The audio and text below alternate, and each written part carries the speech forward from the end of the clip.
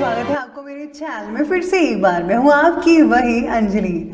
आज हम बात करेंगे कि सितंबर महीने का चौथा हफ्ता यानी कि 22 सितंबर से लेकर 28 सितंबर का समय आपके लिए कैसा रहेगा। इस वीडियो में हम students, love life, career, business और हेल्थ के सारे टॉपिक कवर करेंगे, तो आप हमारे साथ वीडियो के लास्ट तक बने रहिएगा।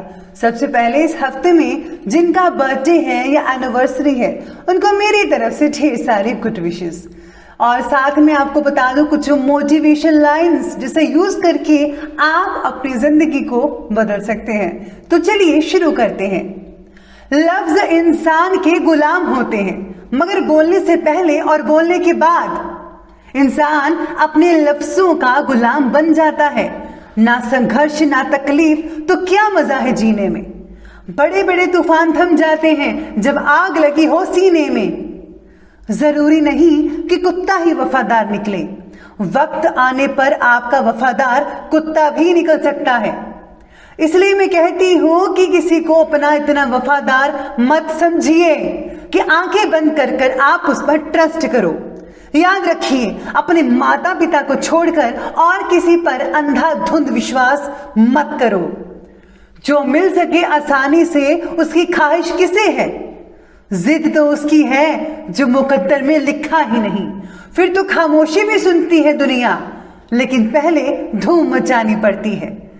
कुछ देने के लिए दिल बड़ा होना चाहिए। ऐसे ही जीवन में कभी किसी को कसूरवार ना ठहराना, क्योंकि अच्छे लोग खुशियां लाते हैं और बुरे लोग तजुर्बा। कितनों की तकदीर बदलनी है तुम्हें, कितनों को रास्ते पर लाना है तुम्हें। अपने हाथों की लकीरों को मत देख, इन लकीरों से बहुत आगे जाना है तुम्हें। तो चलिए बात कर लेते हैं सितंबर महीने के चौथे हफ्ते के बारे में कि आपके लिए कैसा रहेगा। शुरुआत करते हैं 22 तारीख से। तो इन दिनों में मन परेशान रह सकता है, टेंशन हो सकती है। इस समय में आप शारीरिक संबंधी परेशानियों से घिरे रहेंगे। इस समय में आपको धन की बढ़ोतरी तो होगी ही, लेकिन साथ ही साथ खर्चे भी बढ़ेंगे। अपनी फैमिली पर धन खर्च करना पड़ सकता है। कोई ऐसी समस्या भी आ सकती है जिसे आपको निवेश करना पड़े। आप उपाय जरूर कीजिएगा, अपने मन को रखिएगा, क्रोध से बचना होगा। बात करते हैं 23 तारीख की। तो इस समय में लक्ष्मी का योग बन रहा है, जिसके कारण आपके पास धन आ सकता है। साथ ही साथ परिवार में कलेश भी होगा।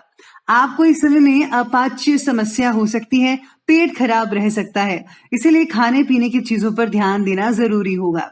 इस समय में इन्वेस्टमेंट ना करें और ना ही यात्राएं कीजिए। स्टूडेंट्स के लिए ये दिन अशुभ साबित हो सकते हैं। बात करते हैं अब 24 और 25 तारीख की। ये समय आपके लिए अच्छा नहीं रहेगा। आप चिड़चिड़े हो सकते हैं, अकारण ही आप लड़ाई झगड़ा कर सकते हो। आपके स्वभाव की वजह से रिश्तों में खटास आ सकती है। विशेषकर छोटे भाई बहनों से लड़ाई झगड़ा हो सकता है। यात्राएं संभल कर कीजिएगा। अगर यात्रा टाल सकते हैं तो टाल दीजिए।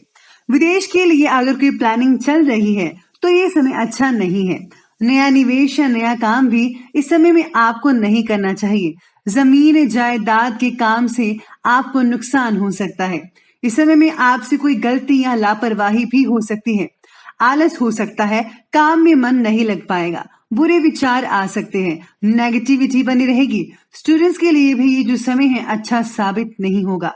कंसंट्रेशन बिगड़ सकता है, बुरी संगत में आप फंस सकते हो। सिर, कमर और घुटनों का दर्द भी रह सकता है। बात करते हैं अब 26, 27 और 28 तारीख की।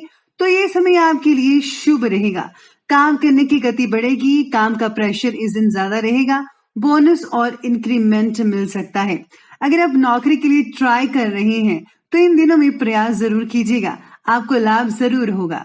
जरूरी सामान आप अपने घर के लिए ला सकते हो। कोई भी पेंडिंग काम आप पूरा कर सकते हो। बिजनेसमैन के लिए भी यह समय बेहतरीन रहने वाला है। शेयर मार्केट और म्यूचुअल फंड्स में इन्वेस्टमेंट कर सकते हैं।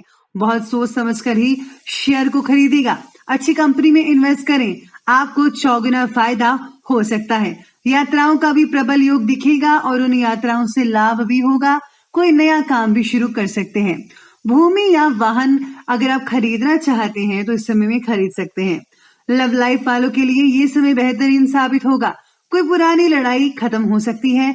हाउस वाइफ के लिए ये समय बेहतर साबित होगा। आपके काम करने की गति बढ़ेगी, सारे काम अपने आप पूरे होते चले जाएंगे। कुछ ऐसे काम जो काफी देर से सोच रहे थे वो पूरे करके आप अच्छा टाइम स्पेंड कर सकते हैं।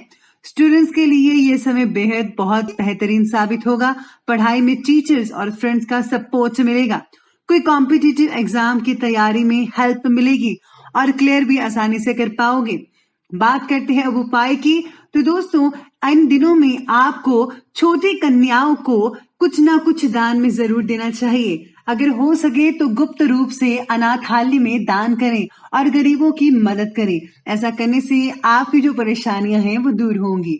आज हम आपको बताएंगे बहुत ही आसान और सरल उपाय, जिसे करने से आप अपने जीवन में परेशानियों को कम कर सकते हैं। इसी के साथ ही किसी भी चीज की इच्छा है तो वो भी पूरी हो सकती है। जीवन में परेशानियों को कम करने के लिए और मनोकामना पूर्ण करने के लिए ये उपाय बहुत ही अचूक है। लेकिन इस उपाय को करने से पहले हम आपको ये बता दें कि पहले आप इस उपाय को ध्यानपूर्वक समझें और उसी प्रकार से करें जैसा कि हम आपको बताएंगे। ये उपाय दोस्तों आपको शाम के समय में करना है।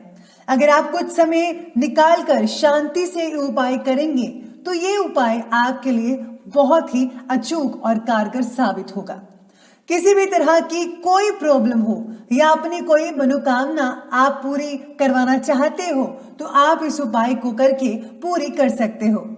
वैसे तो दोस्तों परेशान तो हर इंसान होता है, चाहे कोई भी हो, पर ज्यादा लंबे समय तक किसी प्रॉब्लम का चलना असहनीय हो जाता है और उस इंसान की सभी उम्मीदें टूट जाती हैं और उस इंसान के कुछ भी अच्छा नहीं लगता।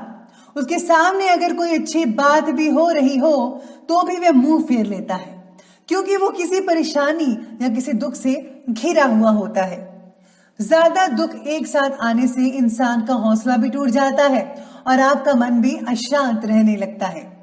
आपकी कामयाबी के रास्ते रुक जाते हैं। इसलिए दोस्तों आज मैं आपको सटीक उपाय बताऊंगी जो कि 80% कारगर सिद्ध होगा। उपाय बताने से पहले मैं आपको एक जरूरी बात बता दूं कि ये उपाय तभी सफल होगा जब आप इस उपाय का प्रयोग किसी अच्छे काम के लिए करेंगे। अगर आप इस उपाय का प्रयोग गलत तरीके से या गलत ढंग से करने की कोशिश भी करेंगे तो आपको इसका पूरा लाभ नहीं मिल पाएगा। तो चलिए बात करते हैं उस उपाय की। दोस्तों आपको एक सफेद कागज लेना है और उस सफेद कागज पर आपको अपनी परेशानी लिख देनी है या कोई मनोकामना है उस पर लिख देना है। किसी भी तरह की आपके मन में कोई भी इच्छा हो उसे आप उस पेपर पर लिख दें।